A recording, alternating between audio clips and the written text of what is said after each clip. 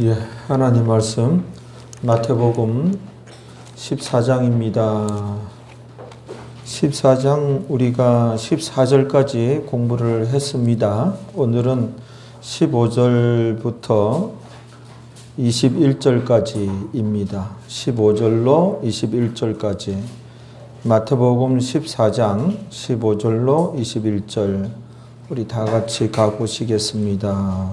찾으셨나요? 예, 그러면 우리 한 목소리로 봉독을 하시겠습니다. 저녁이 되매 제자들이 나와 가로되 이곳은 빈들이요 때도 이미 저물었으니 무리를 보내어 마을에 들어가 먹을 것을 사 먹게 하소서. 예수님께서 가라사대 갈 것 없다 너희가 먹을 것을 주어라.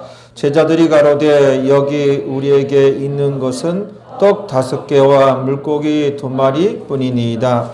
가라사대 그것을 내게 가져오라 하시고 무리를 명하여 잔디 위에 앉히시고 떡 5개와 물고기 2마리를 가지사 하늘을 우러러 축사하시고 떡을 떼어 제자들에게 주시매 제자들이 무리에게 주니 다 배불리 먹고 남은 조각을 12바구니에 차게 거두었으며 먹은 사람은 여자와 아이 외에 5,000명이나 되었더라.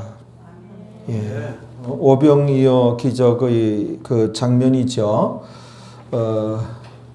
오늘 말씀 제목은 오병이어 기적의 동기라는 제목으로 하나님 말씀 나누시겠습니다. 이제 오늘 본문이 그 유명한 오병이어 기적의 현장인데요. 그 장면인데요.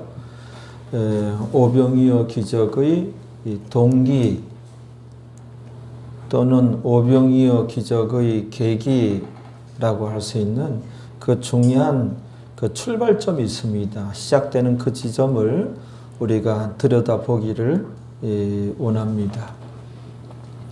한번 이제 오늘 본문이 15절부터인데 어떤 내용인지 우리 15절 다시 한번 읽어주시겠습니다. 저녁이 되매 제자들이 나와 가로되 이곳은 빈들이요 때도 이미 저물었으니 무리를 보내어 마을에 들어가 먹을 것을 사 먹게 하소서. 제자들의 이 주장인데 제자들의 말이죠. 예수님께 제자들이 이 말을 15절에 말을 했는데 상당히 합리적이고 설득력 있는 제자들의 주장이에요. 저는 이 15절을 볼 때 참 이제 흐뭇한 생각이 들었어요. 이 15절을 제대로 파악하려면은 그 윗절 적어도 13절부터는 다시 봐야 돼요. 13절, 14절 보고 15절 보면 보다 더 내용 파악이 되어집니다. 그래서 13절부터 다시 한번 우리 읽어보시겠습니다. 예수님께서 들으시고 배를 타고 떠나사 따로 빈 들에 가시니 여기가 어디죠? 베세다 들판이에요. 베세다 들판, 빈 들판에 예수님께 홀로 이제 측근 제자들과 함께 가시니 무리가 듣고 그 주변 고을 마을들, 많은 마을들의 많은 사람들에게 이 소문이 퍼져나갔어요. 예수님께서 제자들과 빈 들판, 베세다 들판으로 들어가신다. 자, 소문을 듣고 무리가 듣고 어떻게 돼요?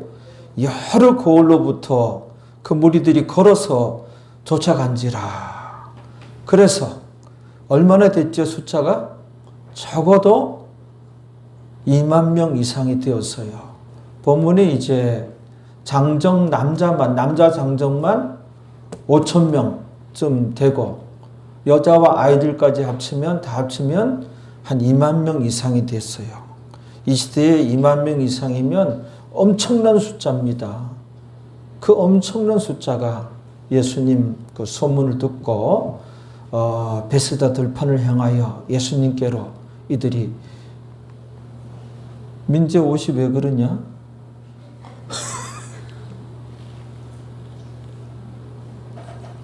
주목받으려고 일부러 그랬지. 예. 그래서 엄청난 숫자예요. 그 다음에 14절 볼까요? 예수님께서 나오사 큰 무리를 보시고 얼마큼 됐다 그랬죠? 2만 명 이상, 엄청난 숫자입니다. 보시고 불쌍히 여기사, 우리 예수님께서는 이 불쌍히 여기시는 분이 그 무리들을 불쌍히 여기사, 긍휼히 여기사, 그치요? 그 중에 그 무리들 중에 병든 자들을 고쳐 주시니라. 할렐루야. 이런 일이 있었어요. 여기까지는 그날 낮에 있었던 일이에요. 낮에 있었어요. 낮에 예수님께서 이제 베스다 들판으로 가시니 이 이스라엘 온 마을에 이 소문이 퍼져가지고 엄청난 무리가 때를 지어서 걸어서 예수님께로 이제 모여들었어요. 모여있던 그 큰 무리를 보시고 예수님께서 불쌍히 여기시고 그들 중에 병든 자들을 고쳐주시고 또 큰 많은 무리들 앞에서 예수님께서 말씀도 증거하시고 그들과 대화도 나누시고 또 상담도 하시고 또 예수님께서 많은 것을 가르치시고 이렇게 낮 시간에는, 그렇죠? 그리고 저녁이 되매 날이 저물어 갔어요. 날이 이제 저녁이 되매 저물어 갈 때, 저물어졌을 때 제자들이 이 말을 한 거예요. 15절 말씀을 한 거예요. 이 15절 말씀 속에서 역시 제자들은, 저는 흐뭇했어요. 제자들은 방관자가 아니었구나. 어떻게 해서든 예수님 편에 서서 예수님을 도우려고 구경꾼이 아니었구나. 그런 느낌이 들 때 얼마나 흐뭇한지요. 예수님과 원팀이었어요, 제자들은.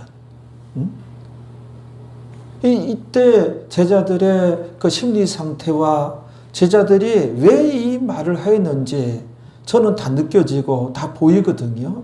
너무너무 흐뭇하고 참 근사하고 괜찮은 장면이에요.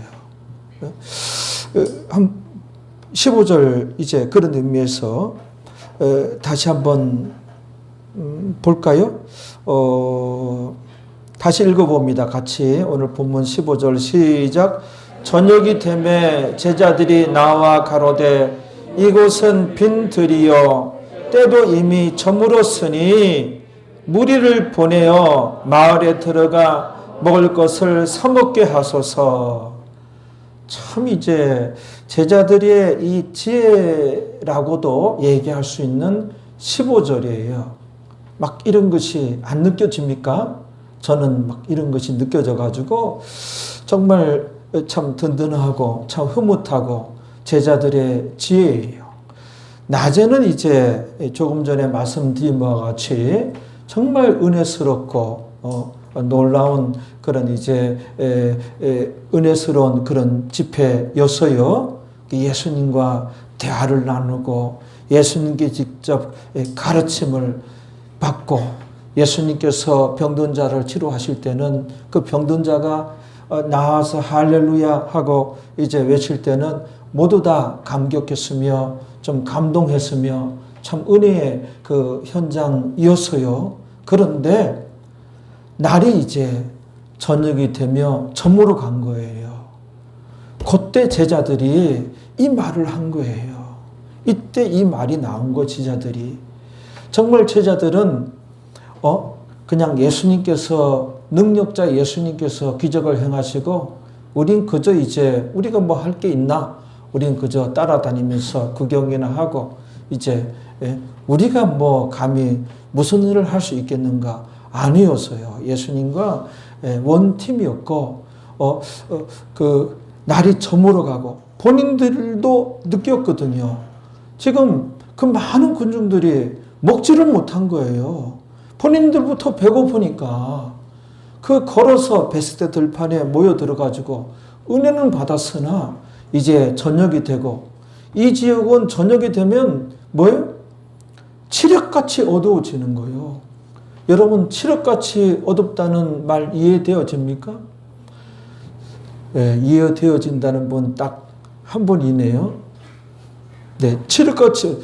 제가 이제 옛날에 이제 대학생들 지도할 때 대학생들 데리고 저기 천안시 수신면이라고 있어요. 독립기념관 근처더라고요. 수신면.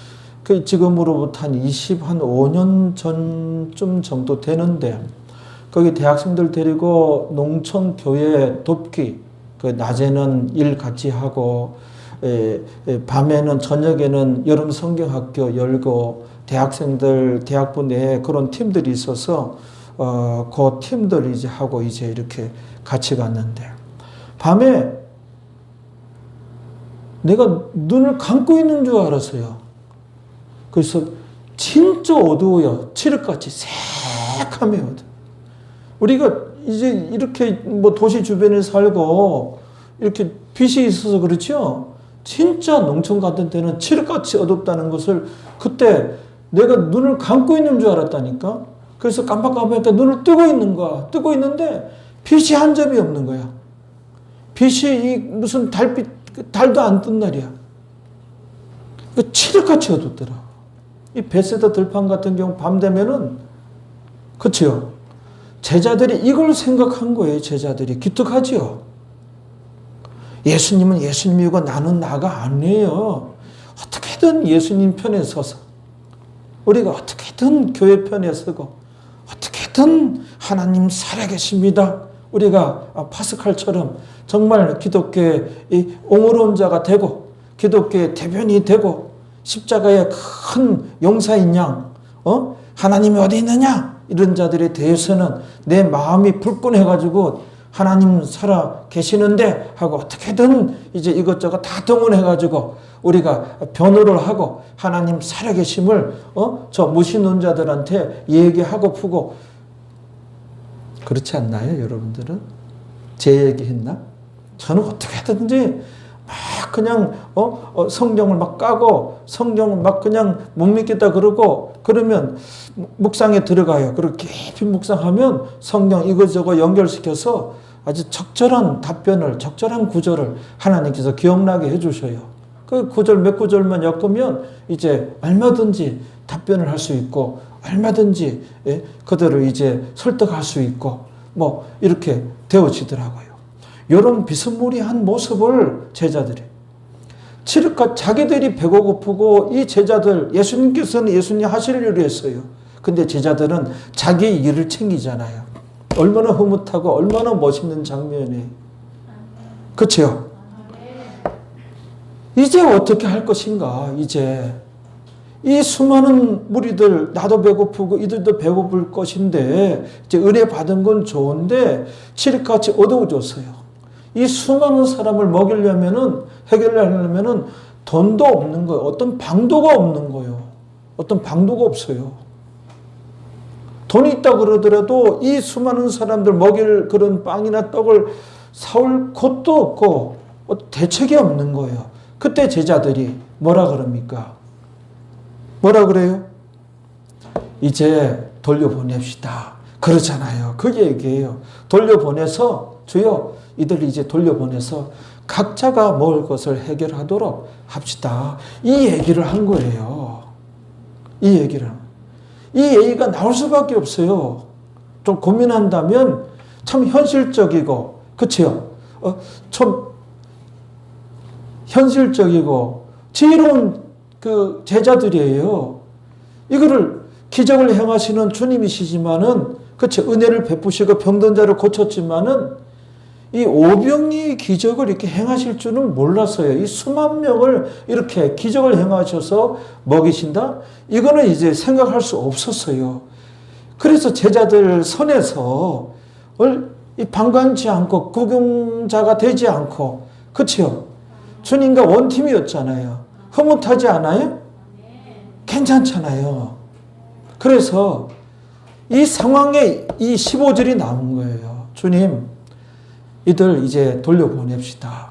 그거예요. 돌려보내서 각자 이제 먹을 것을 해결하도록 합시다. 주님, 이런 거예요. 그랬더니 이제 16절에 주님 대답이 뭡니까? 16절을 주목해야 돼요. 16절에 한번 읽어봐요. 시작.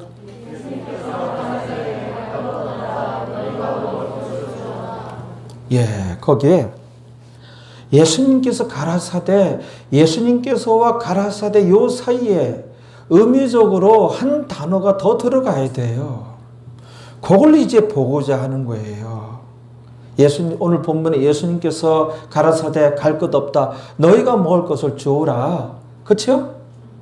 근데 이제 요한복음에도 이 오병이의 이 현장이 또 스케치되어 있죠? 기록되어 있죠? 거기는 이렇게 말씀하시면 뭐예요?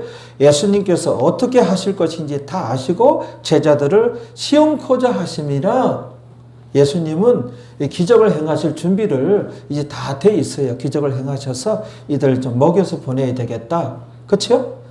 근데 예수님께서 가라사대 예수님께서 하고 가라사대 그 사이에 들어갈 그 단어가 있어요. 의미적으로 들어갈 단어가 있어요. 요 단어가 보여야 돼요. 여러분들. 요 단어를 오늘 발견하기를 원합니다. 어떤 단어가 들어가야 할까요? 네? 어떤 단어가 들어가야 할까요? 우리 은혜 한번 얘기해 봐요. 응? 우리 은혜 남친 오늘 온 것 같은데 남친 얘기해 봐요.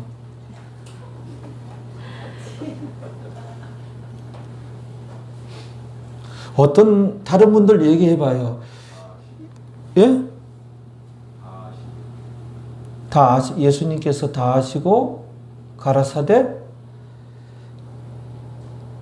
아니에요. 어떤 단어가 들어? 김미자 권사님하고 딱 눈이 마주쳤네. 김미자 권사님, 나는 목사님 알아요. 나 좀 시켜주세요. 그 눈이야. 그쵸? 모르는 거예요?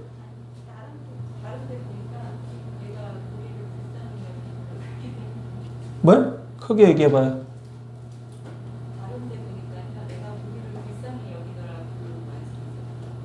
맞아요. 맞아요. 예수님께서 무리들을 불쌍히 여기시고 이해요. 그 다음에 가라사대 갈 것 없다. 보내지 말자. 너희들이 먹을 것을 주어라. 이렇게 되는 거예요.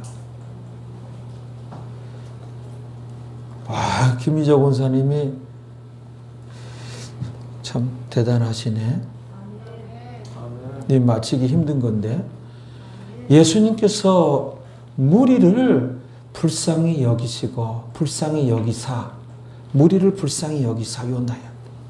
그러니까 여기서 그 다음에 오병이어의 기적이 그 장면이 펼쳐지는 것이 시작되는 거예요. 오병이어의 기적이. 그러면 우리가 여기서 이제 오병이어의 기적의 동기에 대해서 동기가 우리 예수님의 긍휼이에요. 긍휼. 자, 이 오병이의 기적을 이제 설교하고 이 대화 나누는 그 현장에서 살짝 들어보면 대부분 이제 보리떡 5개와 물고기 2마리로 그 2만 명 넘는 수많은 사람을 먹이고 말입니다. 이런 기적 여러분 놀랍지 않습니까? 그리고 12강줄이나 또 남았어요. 그래서 그걸 제공한 소년에게 그 12강줄을 돌려주었습니다. 이렇게 오병이의 그 놀라운 광경 기적에 대해서만 얘기했지 더 은혜되는 것이 오병이의 기적의 동기예요. 이 동기를 우리가 볼 수 있어야 되고 이 동기에 대해서 얘기를 나눌 수 있어야 돼요. 대상이 무리들이에요. 그냥 예수님 따르는 사람들이에요. 여기서 올곧게 믿는 자도 있고 손 나이롱 신자도 있고 여긴 그냥 친구 따라온 사람도 있고 별의별 사람들이 다 있는데 아무튼 예수님 따라 나선 사람이 구경삼아 온 사람도 있고 이 무리들을 어떻게 보면 자격도 안 되는 사람들 이 무리들을 예수님께서 불쌍히 여기사. 여러분 우리가 믿고 있는 우리 주님은 이 무리들을 불쌍히 여기셨듯이 이게 주님의 긍휼이거든요. 주님의 긍휼을 볼 수 있어야 돼요. 주님의 긍휼을 여기서 많이 얘기해야 돼요. 오병이의 기적에서는.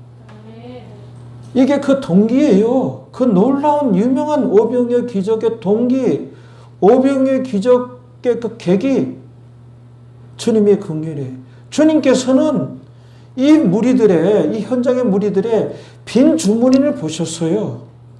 돈이 없음을 다 아셨어요.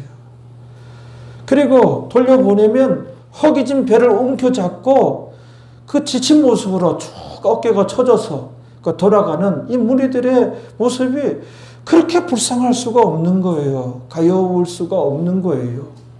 돌아가서는 변변치 못한 그 가난한 살림, 집에 가면 뭐 또 먹을 것이 있습니까? 먹을 것이 풍족합니까? 그렇지 못한 가난한 그들의 살림까지 주님께는 다 보였던 거예요. 그걸 본 거예요. 참 대책 없음을, 진짜 가난함을 보시고 진짜 우리 주님께서 긍휼을 베푸신 거예요. 긍휼은 내가 주님께 좀 못해 드렸다 하더라도 그 은혜를 받을 자격이 못 된다 할지라도 주님의 큰 사랑이 임하여 그냥 주님의 큰 사랑이 덮치는 거예요. 주님을 이렇게 따르는 자들에게 때로는 이런 주님의 긍휼이 임합니다. 주님의 긍휼이 있습니다. 진짜 대책 없고 진짜 제자들도 또 예수님께서 다 아셨지요. 제자들의 이 말과 어떤 상황에서 제자들이 좀 흐뭇한 마음도 좀 있었을 거예요. 제자들이 진짜 남들은 아니구나. 제자들이 이 방관자는 아니구나. 어떻게 큰 예수님 편에 서서 제자들 딴은 걱정한 거예요. 칠흑같이 어두워지고 자기들도 배고프니까 이 사람들 허기졌는데 이거는 어떻게 못하지 않느냐. 이제 돌려보냅시다. 참 제자들의 지혜예요. 제자들이 이런저런 생각 끝에 그 얘기가 나온 거 아니에요. 그런데 예수님께서는 이들을 진짜 긍휼히 여기신 거예요. 여러분 예수님 믿기를 참 잘하셨습니다. 여러분들을 긍휼히 여기시는 예수님이십니다. 우리 옆에 있는 분들에게 여보, 당신 아무개야 예수님 믿기 참 잘했어요. 이렇게 인사해봐요. 조하나 예수님 믿기 참 잘했어. 응? 신랑한테도 해요. 우리 주한이 엄마도 신랑한테 한번 해봐요. 예수님 믿기 참 잘했어요.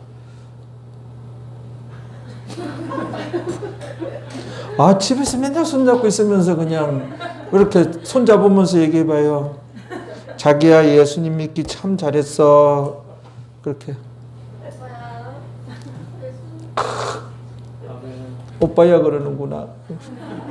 정은영 지사님 또 눈물이 글썽글썽해서 하나님께서 참 택한 사람이야. 정은영 지사님 참. 아무튼 보세요. 이 오병이의 기적에 대해서 보다 많이 얘기해야 될 것이 그 동기예요. 그 계기예요. 주님께서 불쌍히 여기셔서 기적을 행하시잖아요. 그렇지요? 예. 주님의 긍휼이 성경에서 여러 군데 나와요. 그 중에서 이제 우리가 잘 알고 있는 성경 구절을 통하여 다시 한번 주님의 긍휼을 이제 우리가 되새기고자 합니다. 룻기서 2장 15절 한번 가봐요. 이 장면을 볼 때마다 참 주님의 긍휼, 참 내가 못났음에도 불구하고 말씀 이런 거 저런 거 못 지켰음에도 불구하고 주님께서 막 은혜를 베풀어 주시고 그럴 때 참 이런 장면들이 이런 구절들이 많이 생각이 나요. 룻기서 2장 15절 우리가 여러 번 봤죠. 여기 이제 참 유명한 주님의 그런 이제 긍휼을 발견할 수 있어요. 여기 보아스가 나오는데 보아스는 뭐예요? 예수님의 모형이고 그림자예요. 룻이 나오는데 룻이 이방 여인이었잖아요. 흡사 우리와 마찬가지예요. 우린 전에 예수님 안 믿었잖아요. 우린 전에 불신자였잖아요. 마귀 자식이었잖아요. 은혜로 하나님 자녀가 되었잖아요. 이 룻과 마찬가지예요. 이 룻에게 참 주님의 긍휼이, 보아스의 긍휼이 임하는데 이게 주님의 긍휼이에요. 자, 룻기서 2장 15절에 다 같이 읽어봅니다.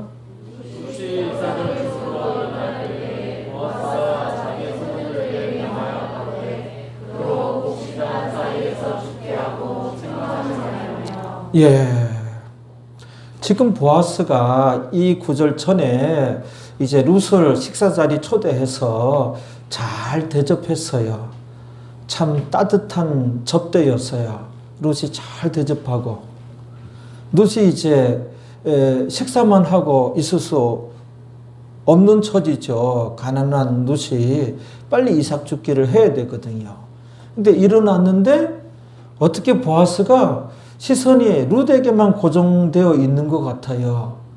그래서 15절의 말을 룻이 이삭 죽기 하러 일어나자마자 이거는 보아스 그 시야에 룻이 들어있는 거예요. 룻에게 이제 고정되어 있듯이 이런 말을 한 거 15절에 뭐예요? 룻이 이삭을 주우러 일어날 때 보아스가 아니 주변 사람도 깜짝 놀랄 정도로 어떻게 이 보아스가 룻만 이렇게 생각하고 있었는지 이삭 주우러 일어날 때 보아스가 자기 소년들에게 자기 하인들에게 명하여 가로되 그러 룻으로 하여금 곡식 단 사이에서 죽게 하고 책망하지 말라. 여기에서 첫째는 곡식 단 사이에서 죽게 하고 룻으로 하여금 이 곡식 단 위치가 어디라 그랬지요? 곡식을 베고 다 쓰러뜨려 놓고 곡식 그걸 이제 쑥 걷어서 단을 이제 묶는 자리예요. 단을 묶는 자리. 그러니까 여기에 많은 나달이 이삭이 떨어질 수밖에 없고 여기서 이삭 죽게 하면 수월하게 아주 많은 양의 이삭을 주울 수 있는 자리예요. 그런데 이 지점은 여기는 이삭 주어서는 안 되는 자리예요. 여기는. 여기서 이삭 주우면 혼나요. 야단 맞아요. 도둑년이 되는 거예요. 룻이 이삭이잖아요. 아니 이삭 죽기는 이미 여기서 주울 수 없는 거예요. 저기 흩어져 있는 저런 데서 죽는 거예요. 이미 다 지나간 자리에서 죽는데 곡식 단을 묻는 자리에서 일꾼들이 바지런히 움직이는데 여기서 이삭을 곡식 단 사이에서 죽게 하고 여기가 곡식 단을 묶는 자리란 말이에요. 여기서는 이삭 줍는 자리가 아니고 여기서 주었다는 도둑놈이 되는 거예요. 근데 곡식 단 사이에서 죽게 하고 보아스가 룻에게 이렇게 얘기하는 거예요. 응? 그 다음에 곡식 단 사이에서 죽게 하고 이렇게 세심한 배려, 이런 구체적인 관심, 따뜻한 호의, 세밀하게 은혜를 베푸시는 이 보아스의 모습은 우리 주님의 모형이고 그림자예요. 그래서 주님을 따라가면 이런 세심한 배려와 따뜻한 호의가 있습니다. 제대로 믿으려고 노력하는 가운데 기도하면 참으로 능력 기도가 되고 주님의 은혜가 있습니다. 할렐루야. 그 주님의 품에 안기면 참된 위로와 참된 평안을 얻습니다. 주의 긍휼이 우리에게 임하는 것입니다. 예수님 믿기를 참 잘하셨습니다. 그 우리가 은혜로 예수님 믿게 되어졌잖아요. 그래서 예수님 믿음을 간증하시고 믿는 김에 제대로 믿기 위해서 힘쓰시고 말씀대로 신앙생활을 하기 위해서 항상 노력하는 우리가 됩시다. 교회 다니는 어중이 떠중이가 아니라 그분은 참 제대로 신앙생활 하려고 힘쓰는 분이야. 그분은 참 그리스도인이야. 그 사람에게서는 그리스도의 향기가 나. 이런 소리를 들을 수 있는 우리가 되도록 힘을 씁시다. 할렐루야. 그래서 곡식 단사에서 죽게 하고 그 다음에 뭐예요? 책망하지 말라. 책망하지 말라. 웰로 타클리 무하라는 단어예요. 뭐예요?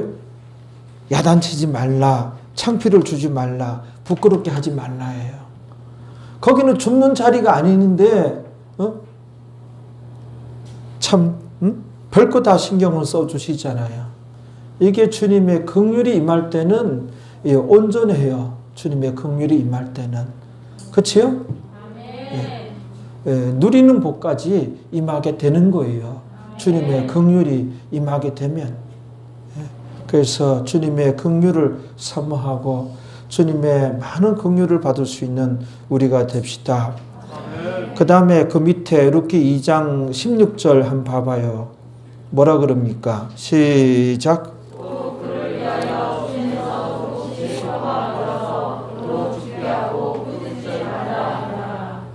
예.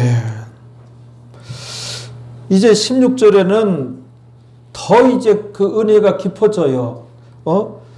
그를 위하여, 룻을 위하여 줌에서 그 곡식탄에서 조금씩 이제 뽑아 버리는 거예요.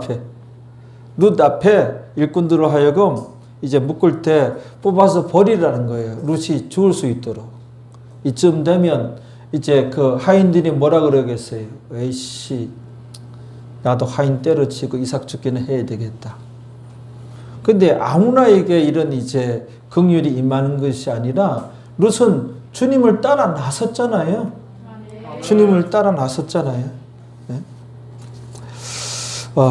점점 그 은혜가 풍성해지고 깊어집니다. 이것이 우리 주님의 긍휼이에요. 할렐루야. 이 불쌍히 여기는 마음은 우리 주님의 마음입니다. 주께서 나를 불쌍히 여기셔야 돼요. 우리가 얼마나 부족함이 많고 우리가 얼마나 연약하고 얼마나 소심하고 그렇죠? 얼마나 우린 약합니까? 약한 존재예요. 약한 존재예요. 그런데 이런 주님의 긍휼이 임하면 나는 주 안에서 강해질 수가 있어요. 온전해질 수가 있어요. 할렐루야. 그렇단 말이에요. 긍휼이 풍성하신 우리 주님은 이렇게 우리를 세밀하게 돌보십니다.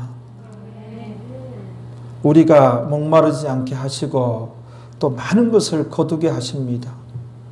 우리가 이 룻과 같은 이제 단호한 신앙적인 결단이 있어야 돼요.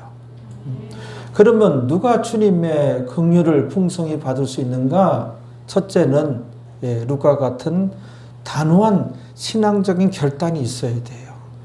룻이 이 보아스를 만나고 보아스의 이런 긍휼이 여김을 받게 되어진 것은 룻의 단호한 신앙적인 결단이 있었잖아요.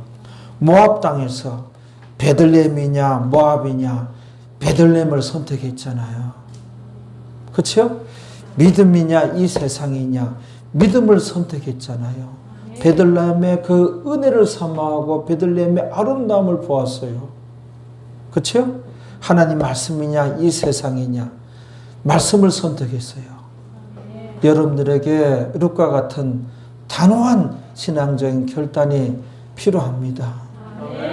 나는 어떠한 신앙적인 결단을 해야 되는지 여러분들이 잘 아실 거예요. 그 단호한 신앙적인 결단이 있으시기를 주님의 이름으로 축원드립니다. 두 번째는 공경에 처해 있으면 공경에 처했을 때는 더더욱 주님의 긍휼을 사모하시기 바랍니다. 다윗이 그랬어요. 다윗에게 정말 룻과 같은 단호한 신앙적인 결단이 있었지요. 그런데도 다윗이 실수하고 또 범죄하고 그래서 그런지 다윗에게 또 많은 공경이 다가왔어요. 근데 공경에 처할 때마다 긍휼의 주님을 사모했어요. 그랬더니 주님의 긍휼이 임하여 다윗이 그 시련과 환난과 역경으로부터 건진받는 것을 볼 수가 있어요. 사무엘하 24장 14절 가봐요. 여러분 어떤 공경에 처해 있습니까? 공경에 처해 있으면 긍휼의 주님을 사모하세요. 주님 나를 불쌍히 여겨 주옵소서 이렇게 기도하세요. 나를 긍휼히 여기시고 긍휼히 여기소서 이렇게 기도하세요. 내가 공경에 처했나이다. 주여 나를 불쌍히 여기소서 나를 긍휼히 여기소서 주님의 긍휼을 사모하세요. 사무엘하 24장 14절에 어떻게 시작하죠? 다윗이 그렇죠?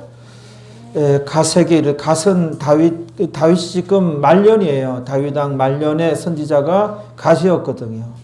선지자 갓. 다윗이 선지자 갓에게 이르되 어떻게 얘기해요? 내가 공경에 있도다. 공경에 처해 있잖아요. 그때 어떻게 해요? 다윗은 여호와께서는 긍휼이 크시니 그 긍휼의 여호와를 이제 인정하고 찬양하잖아요. 여호와께서는 긍휼이 크시니 우리가 여호와의 손에 빠지고 내가 사람의 손에 빠지지 않기를 원하노라. 그렇죠? 공경에 처했을 때 다윗도 여호와의 그 긍휼을 바라보고 여호와의 긍휼을 사모하잖아요. 이런 은혜가 있다니까요. 항상 이제 내가 못해드리고 내 못난 것 나 주제에 무슨 은혜를 받으려고 그러지 마시고 여호와의 긍휼도 있으니 그 긍휼이 임할 수 있도록 그 긍휼의 하나님을 인정하고 찬양하고 긍휼을 바라보나이다. 주여 나를 불쌍히 여기시고 긍휼히 여겨 주옵소서. 기도하세요. 공경에 처했을 때 그 공경으로부터 시련으로부터 역경으로부터 환난으로부터 주께서 건져 주십니다. 저도 많은 경험하고 많은 체험을 하였습니다. 할렐루야.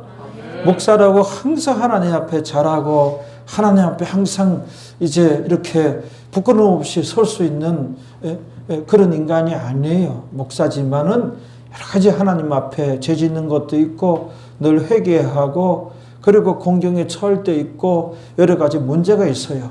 그때 어쩔 수 없어요. 하나님 의지하는 수밖에 없고 하나님께 매달리는 수밖에 없어요. 하나님 살아계시고 하나님의 은혜가 있고 하나님께서 세상 만사를 주관하기 때문에 제발 하나님 앞에 납작 엎드리시고 진정으로 하나님을 믿고 제대로 신앙생활하기 위해서 결단하여 나아가는 우리가 되어야 됩니다. 그 탕자의 비유에서도 그 둘째 아들이 아버지께 살아계시는데 미리 아버지 돌아가시면 유산을 형하고 나하고 나눠줄 거 아닙니까? 저의 본깃은 미리 주소서. 그렇게 아버지한테 졸라가지고 아버지께 받아가지고 재산을 미리 받아가지고 딴 데로 먼 곳에 떨어져서 아버지 없는 곳에 가서 사업을 한다고 했다가 친구 잘못 만나가지고 돈 다 날리고 거지가 되잖아요. 너무너무 거지가 산거지가 돼가지고 일자리라고 이제 구했는데 돼지 치는 일자리야. 그 얼마나 삭을 적게 받고 그랬으면 돼지 먹는 그 음식 중에서 이제 먹을 만한 것은 자기가 골라서 먹었어. 즈음 열매는 자기가 같이 먹었어. 그것도 이제 부족해서 그때 공경에 처했을 때 뭐예요? 그 긍휼이 풍성하신 아버지를 생각하잖아요. 아버지 집에 나의 친아버지 집에 일꾼들은 얼마나 먹을 것이 풍족한고 그러잖아요. 아버지의 그 풍성함과 그런 걸 다 생각하죠. 공경에 처했을 때 아버지의 긍휼을 그치요? 그때 회개하잖아요. 거기서 말로만 잘못했다 눈물 흘리고 회만 하는 것이 아니라 회와 개가 있잖아요. 거기서 눈물을 흘리고 내 팔자에 그러고 회하다가 개를 하잖아요. 벌떡 일어나가지고 유턴하잖아요. 아버지께로 가잖아요. 아버지께로 가요.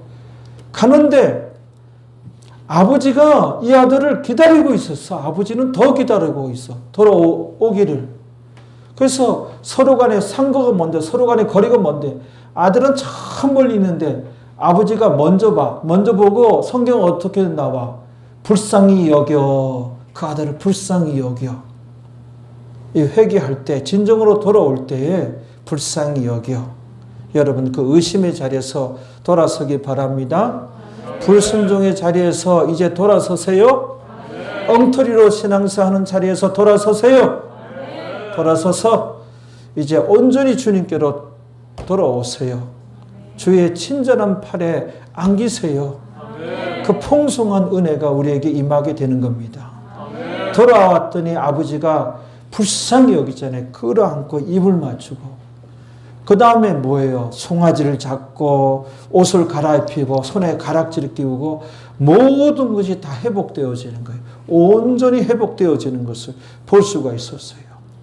공경에 처해 있다면 힘들어하지 마시고 서러워하지 마시고 우리에게는 하나님이 있습니다. 주님이 있습니다.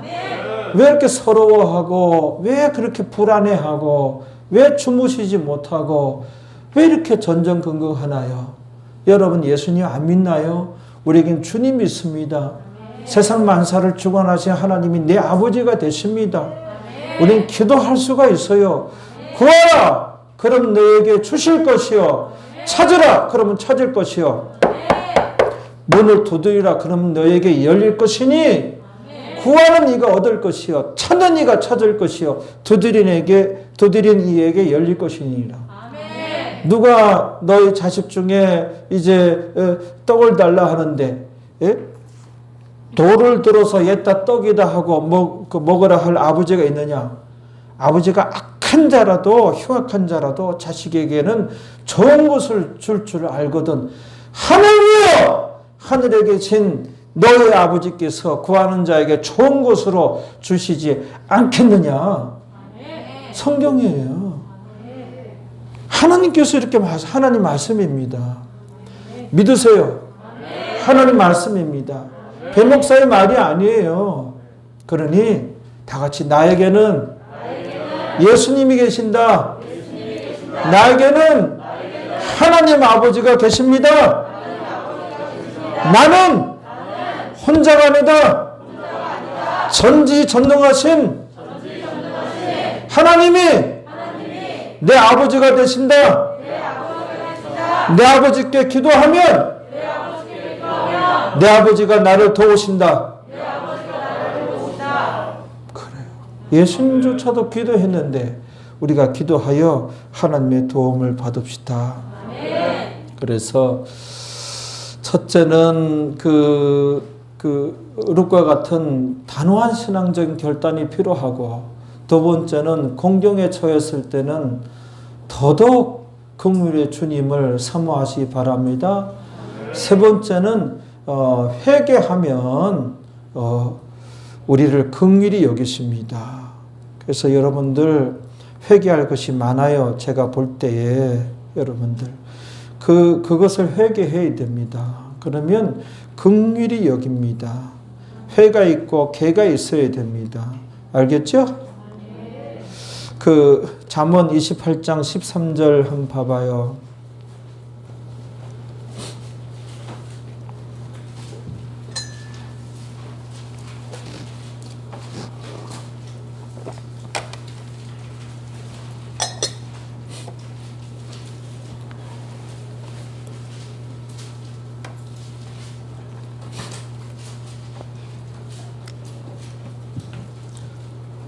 잠언 28장 13절에 같이 읽습니다. 자기의 죄를 숨기는 자는 형통치 못하나 죄를 자복하고 버리는 자는 불쌍히 여김을 받으리라. 하나님 말씀입니다. 하나님 말씀이에요. 불쌍히 여김을 받으리라. 긍휼히 여김을 받으리라 그러잖아요. 또 시편 32편 1절 우리가 여러 번 봤는데, 시편 32편 1절에 1절부터 6절까지 쭉 읽어봅니다.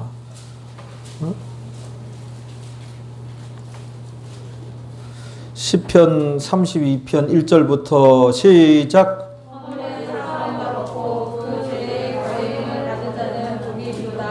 마음에 간사가 없고 여호와께 정죄를 당치 않는 자는 복이 있도다. 내가 토설치 아니했을 때는 그렇지요. 내가 회개치 아니했을 때는 자백치 아니하였을 때는 종일 신음함으로 내 뼈가 쇠하였도다. 괴로움을 당했도다 이잖아요. 4절에 주의 손이 주야로 나를 누르시오니 내 진액이 화하여 5절 6절에 나오네. 5절 시작.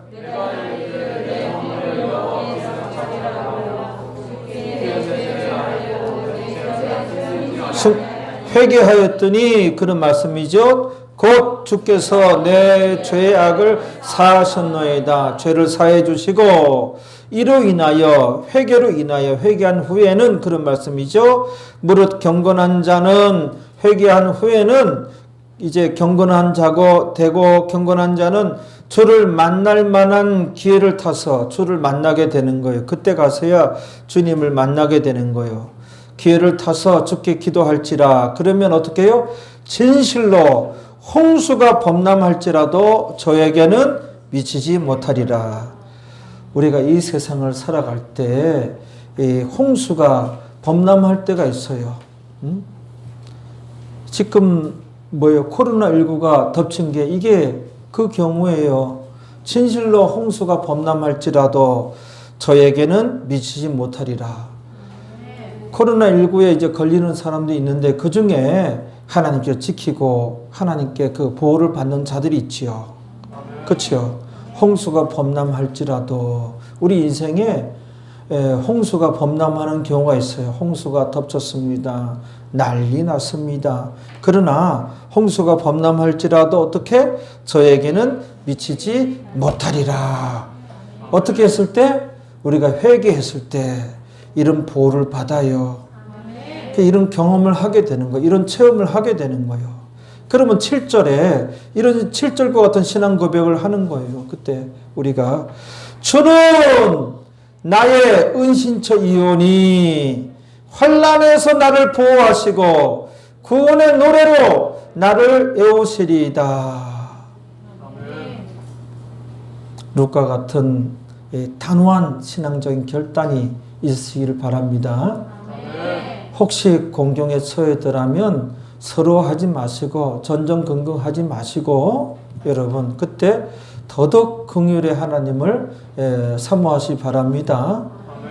세 번째는 회개하면 진정한 회개를 하면 홍수가 범람할지라도 저에게는 미치지 아니하리라. 정말 살아계신 하나님을 경험하고 체험하여서 이제 신앙 고백하는 간증하는 여러분들이 되어집니다. 주는 나의 은신처이오니 환난에서 나를 보호하셨습니다. 구원의 노래로 나를 애우시리로다.